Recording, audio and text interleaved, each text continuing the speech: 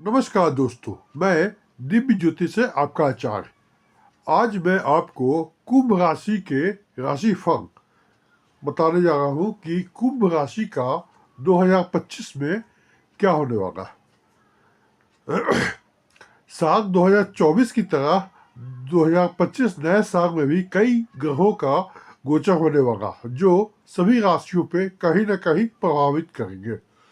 तो साल 2024 में 12 महीने में जो समय पूरी हो गई थी और उसके बाद अब दिसंबर भी समाप्त हो गया है। अब दिसंबर समाप्त होने के बाद इस वर्ष शनि का प्रभाव क्या रहा ये मैं बताऊंगा।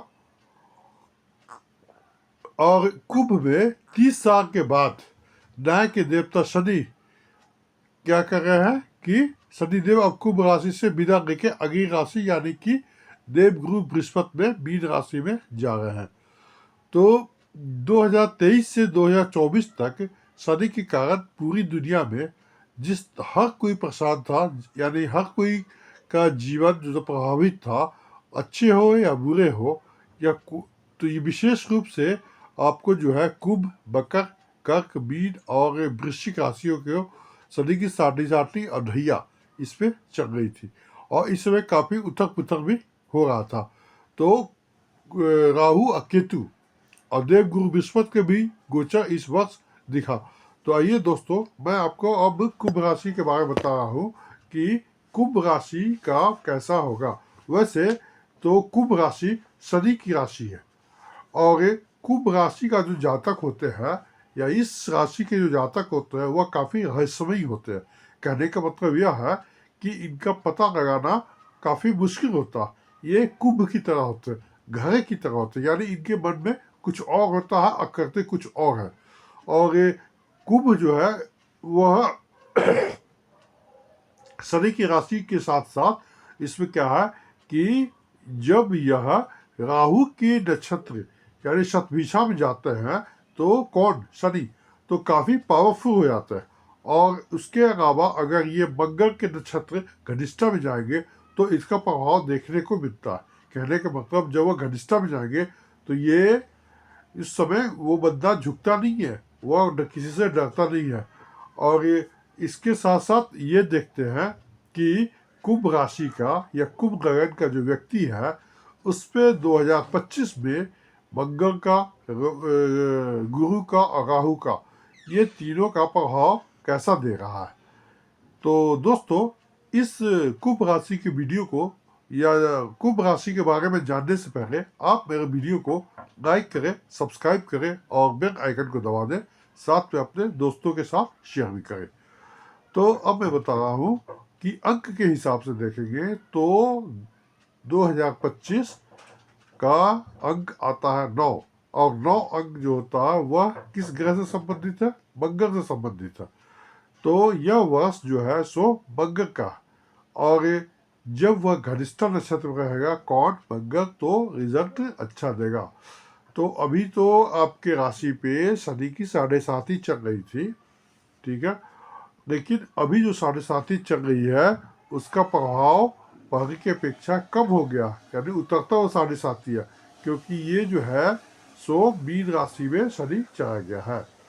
और अब हम देखते हैं कि इस साल 2025 में कैसा रहेगा यह साल, यानी धन संपदा से कैसी रहेगी ना, या भूमि वाहन आपको मिलेगा या नहीं मिलेगा, भाग्य आपका साथ देगा तो कितना देगा, आपकी शादी विवाह होगी कि नहीं होगी, इस सब बारे में चर्चा करते हैं।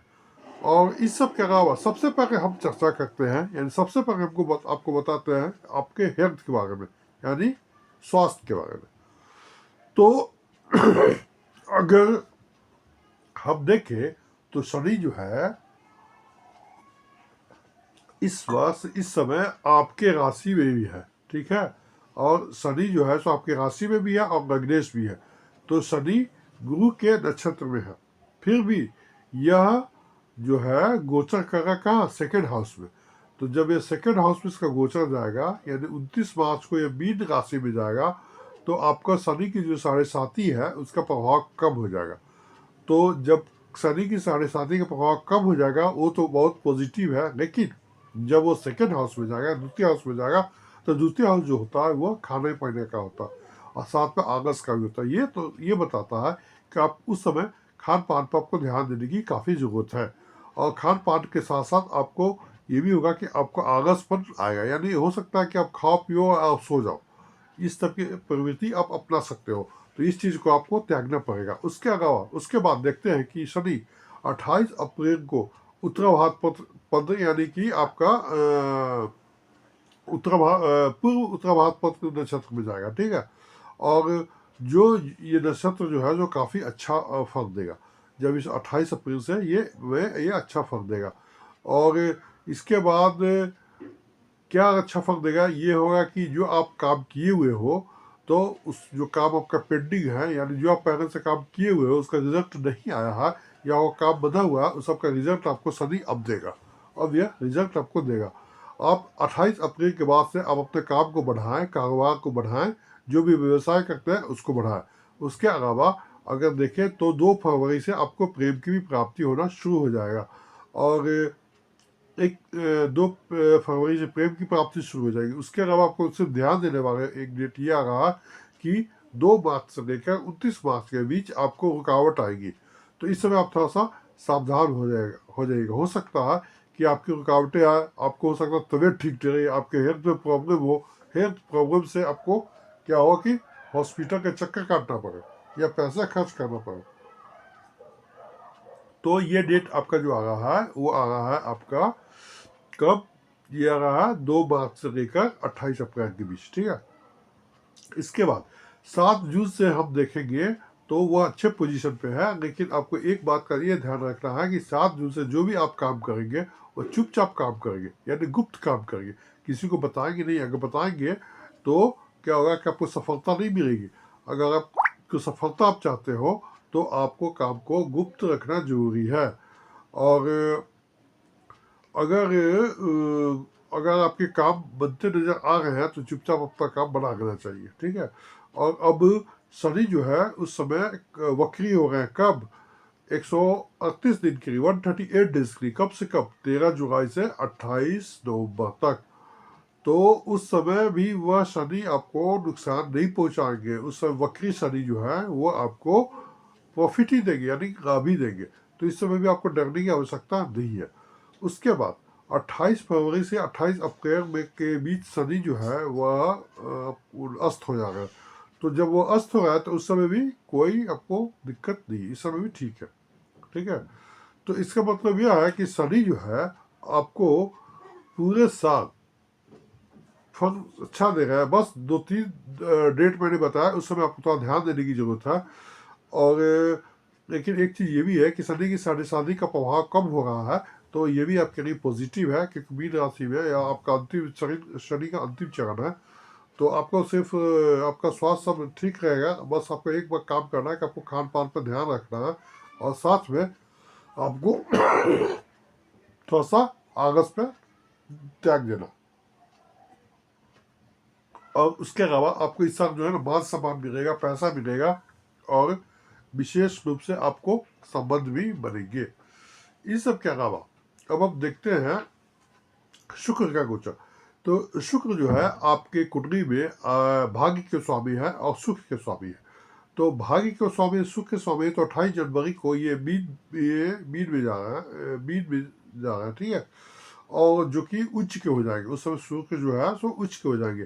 तो उच्च के जब शुक्र हो जाएगा तो आपको भूमि वाहन भवन का सुख दिया है। और साथ में इस टाइम अगर आप कोई मकान से प्लॉट से संबंधित कोई काम करते हो या मकान खरीदते हो, जमीन खरीदते हो या बेचते हो, तो उस समय आप 31 मई तक कर सकते हैं। 31 मई तक आपका जो स्थिति है वह काफ़ी अच्छा है। और इस समय आपको एक चीज़ का ये ध्यान रखना पड़ेगा कि आपको माँ से किससे संबंध बना के रखना पड़ेगा, ठीक है। माँ से पर आपको थोड़ा ध्यान देना पड़ेगा। और उसके अलावा आप है ना पूजा पाठ करो, धर्म स्थान पर कुछ दान पुण्य कर सकते हो, कर दो। फिर उसके बाद हम देखेंगे कि अगर 21 अगस्त से 15 सितंबर के बीच जब शुक्र का गोचर हुआ, कहाँ? कर्क में। तो कर्क में जब शुक्र जाएगा तो उस वक्त पर सावधानी बरतने की जरूरत है। उसके बाद शुक्र है सो पूरे साल आपको रिजल्ट अच्छा देगा। आपको वह सुख ही सुख देगा, आपको भूमि वाहन ये सब में सुख बढ़ाएगा। साथ में आप है ना एक काम करो कि शुक्र को अच्छा करो, शुक्र को अच्छा करते रहो तो हो सकता है कि शुक्र आपको काफ़ी अच्छा रिजल्ट देगा और ज़्यादा मजबूत हो जाएगा। इसके बाद शुक्र के बाद हम देखते हैं आपके व्यापार के स्वामी सूर्य को। तो सूर्य का गोचर देखेंगे तो सूर्य जो है जो आपके व्यापार के स्वामी है आपकी कुंडली में, है ना। और इस साल की शुरुआत से ही आपको काफ़ी अच्छा व्यवसाय दे रहा है, मतलब काफ़ी अच्छा व्यापार चलाएंगे, दाम्पत्य जीवन भी अच्छा देंगे, दाम्पत्य जीवन को भी अच्छा करेंगे। और 11 फरवरी से आपके व्यापार में गति पकड़ेगा, लेकिन आप थोड़ा सा जनवरी में आपको शुरू में थोड़ा सा अवरोध आ सकता है, रुकावट आ सकती है, उसके बाद सब ठीक हो जाएगा।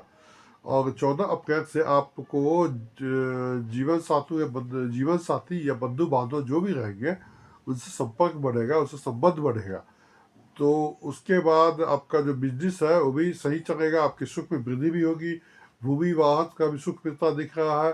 साथ में 16 जुलाई से लेकर 17 अगस्त के बीच अगर व्यापार में आपके हानि का योग यह भी दिख रहा, तो उस समय आप सतर्क रह जाए, सतर्क हो जाए कि 16 जुलाई से लेकर 17 अगस्त के बीच कोई ऐसा काम न करें जिससे आपको हानि का सामना करना पड़े। और इसके साथ साथ उसके बाद देख रहे हैं कि सूर्य जो है आपका पूरा साल अच्छा फल दे रहा है, यानी प्रॉफिट में ही दे रहा है। तो सूर्य का मंगल का गोचर देख लिया, शुक्र का गोचर देख लिया। इसके अलावा अगर हम आपका इसका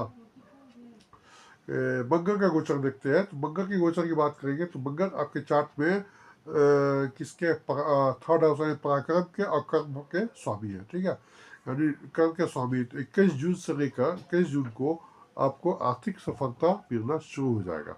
जब भी मंगल का गोचर होगा 21 जून से तो आपको पैसे की कमी नहीं होगी, पहले पैसा आपको आने लगेगा, पैसे की दिक्कत तंगी कम हो जाएगी। और आप अगर कोई भी काम कर रहे हो तो एक टीम वर्क में कर रहे हो तो आपको उसमें सफलता मिलने की संभावनाएं हैं। और साथ में आपको एक चीज़ का ध्यान रखना है कि आपको अपने फादर पे, अपने पिता पे के सेहत पर ध्यान रखने की ज़रूरत है। और इसके साथ साथ आपको एक है कि आपको 12 मई से लेके 7 जून के बीच संभल के रहना पड़ेगा। अगर संभल के नहीं रहोगे तो आपको अवरोध पैदा आएगा, है ना। उस समय आपको दिक्कत आने की संभावनाएं हो सकती है, आपको मेडिकल की भी समस्या हो सकता है या पैसे भी खर्च कर हो सकते हैं।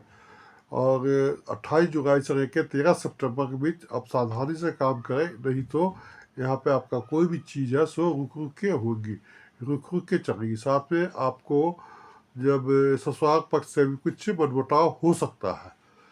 और उसके बाद अगर देखेंगे मंगल जब अपने राशि वृश्चिक में जाएगा तो आपको लाभ ही देगा, प्रॉफिट ही देगा, यानी कि मंगल आपको पूरे वर्ष लाभ दे रहा है, यानी प्रॉफिट दे रहा है। बस आपको एक काम करना है कि आपको थोड़ा सा मंगल से संबंधित भगवान जो हनुमान जी है उनकी आराधना करें, पूजा करें, हनुमान चालीसा का पाठ करें, ये सब करें। इसके बाद आपको अच्छा रिजल्ट आने की संभावना है। इस सब के अलावा हम देखते हैं आपका गोचर बुध का। तो बुध का अगर गोचर देखेंगे तो बुध 4 जनवरी से धनु में अच्छा रिजल्ट देगा।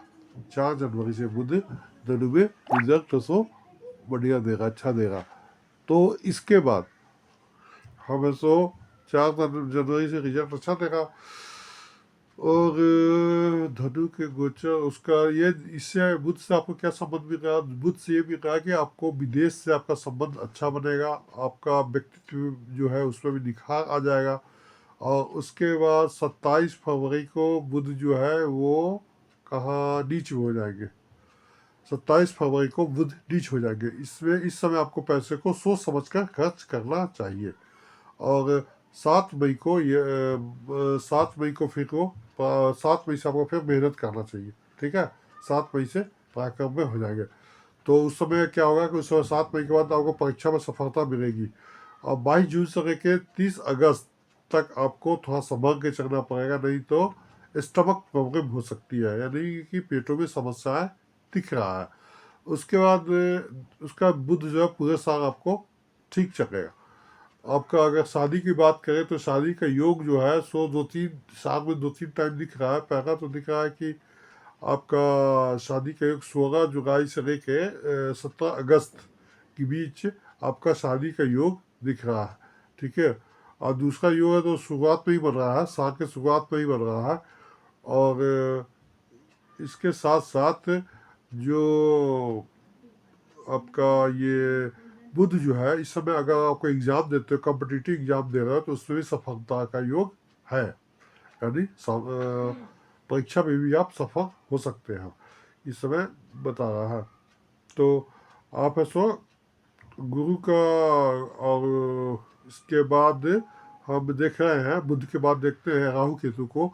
तो राहु केतु का गोचर देखेंगे तो राहु का प्रभाव मिथुन में और कुंभ में, ठीक है, राहु का जो प्रभाव होता है मिथुन में कुंभ में काफ़ी अच्छा होता है, और ये 18 मई को कुंभ में आ जाएगा, ठीक है। तो राहु का जो 3 नक्षत्र होता है, एक शतभिषा होता है, एक स्वाति होता है, एक आद्रा होता है, इसमें राहु काफ़ी अच्छा रिजल्ट देता है। तो राहु 18 तारीख को मीन राशि में को छोड़कर जब कुंभ में आएगा, यानी राहु उल्टा चकता है, तो यहाँ पे आप कोई काम काफ़ी स्पीड से करेंगे, वो काफ़ी तेज़ी से काम करेंगे। इससे क्या होगा, आपका व्यक्तित्व का निखार हो जाएगा और आपका संबंध भी बढ़ जाएगा। जो आप काम करेंगे वह आपका काम बोलेगा, दिखेगा। अगर आप कोई ऑनलाइन काम करते हैं, ठीक है, तो वह ऑनलाइन काम आपका तो चल पड़ेगा।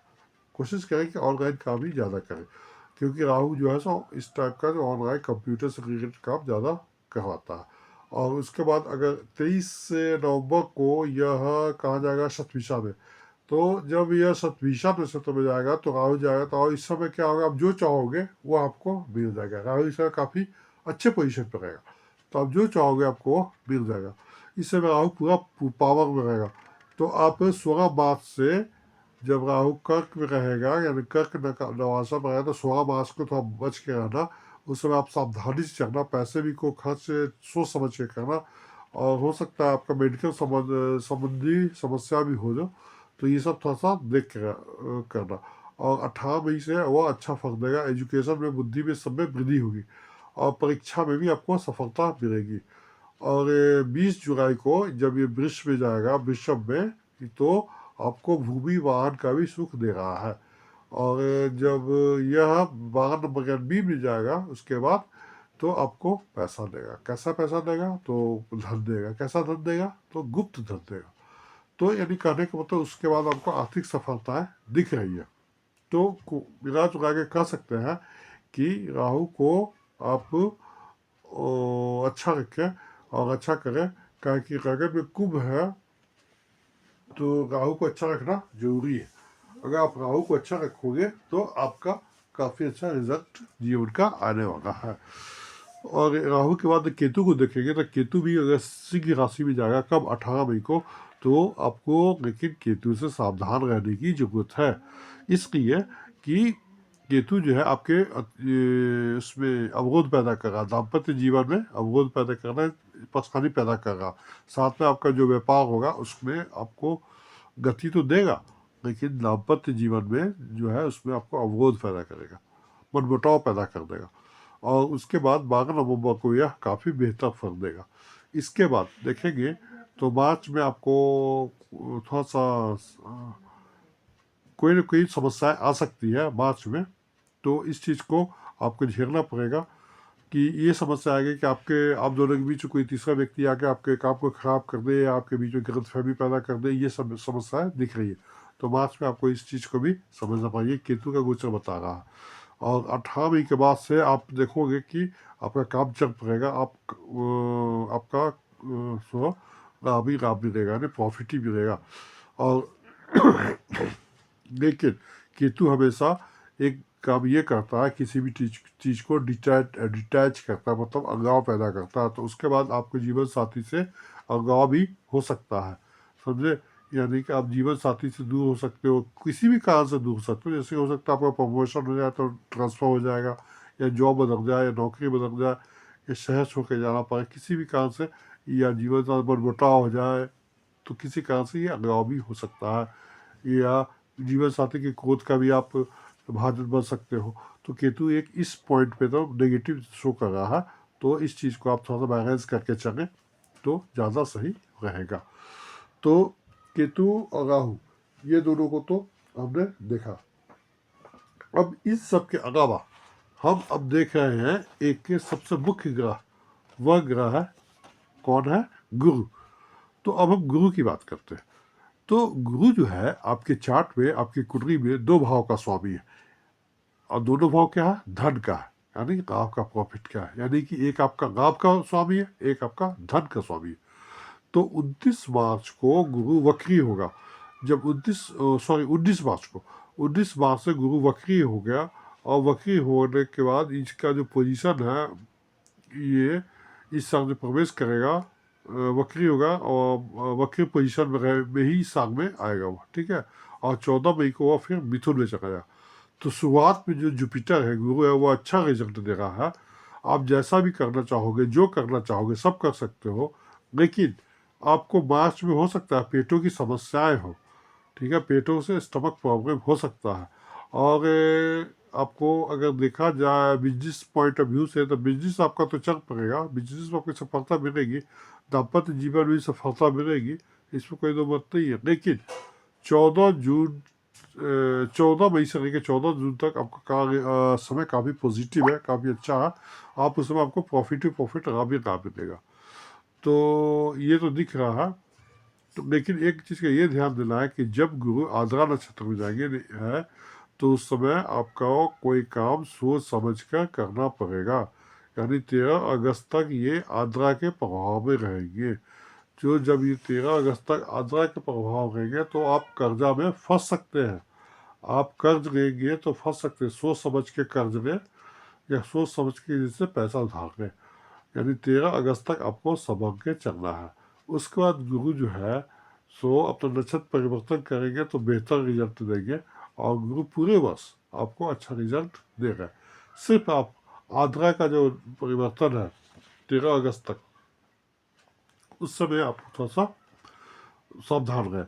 तो इस वर्ष आपको कर्ज भी लेना पड़ सकता है, इसलिए गुरु को ठीक ठाक रखें। गुरु आपके 2 भाव का कारक है, 2 चार्ट में 2 धन भाव का कारक है। एक आपके प्रॉफिट देगा, एक आपको पैसा देगा। तो आपको क्या करना है कि दोनों को ठीक रखना। अब दोनों को ठीक रखने के लिए आप गुरु के मंत्रों का जाप करें, यानी गुरु का आप उपाय करें। तो दोस्तों ये था 2025 का पूरा विवरण, ठीक है। और इसके अलावा गुरु आपको इस बार संतान भी देगा, एजुकेशन भी देगा, ये सब बढ़ाएगा, और साथ में आपको लाभ देगा, धन भी देगा, वृद्धि भी देगा। खान पान में आपको सिर्फ ध्यान रखना है। अगर आप ऑनलाइन बिजनेस कर रहे हो तो ऑनलाइन बिजनेस आपका काफ़ी अच्छा चलेगा। तो ये सब आपका इस 2025 के गोचर के अनुसार आपका रिजल्ट आ रहा है। तो दोस्तों इस समय मैं आपको कुछ बताया कौन कौन सा ग्रह आपको कम से कम सही करना है। एक तो शनि के मंत्र का जाप करें, शनि का उपाय करें, गुरु का रत्न आप पहन सकते हैं, सफ़ेद पुखराज आप पहन लें। तीसरा है कि आप मंगल का उपाय कर रहे हैं, ठीक है। और मंगल का उपाय करने के बाद आप है ना, तो हनुमान जी का पूजा पाठ करें, हनुमान जी का मंत्रों का जाप करें। ये सब कुछ उपाय है। और अगर विशेष उपाय जानना है तो आप मेरे नीचे दिए हुए नंबरों पर संपर्क करें, और उपाय के लिए आप संपर्क कर सकते हैं। क्योंकि वीडियो काफ़ी लंबा हो चुका है, ज़्यादा उपाय बताने पे क्या है कि आप लोगों को ये नहीं होगा। तो जो किसी मोटा मोटी बता दिया कि जो राशि का उपाय करना है आप इसे उपाय करें। तो इसी के साथ मैं वीडियो समाप्त करता हूँ। आशा करता हूँ आपको वीडियो पसंद आया होगा। आप इसे लाइक करें, सब्सक्राइब करें, और बेल आइकन को दबा दें। साथ में अपने दोस्तों के साथ शेयर करें। धन्यवाद।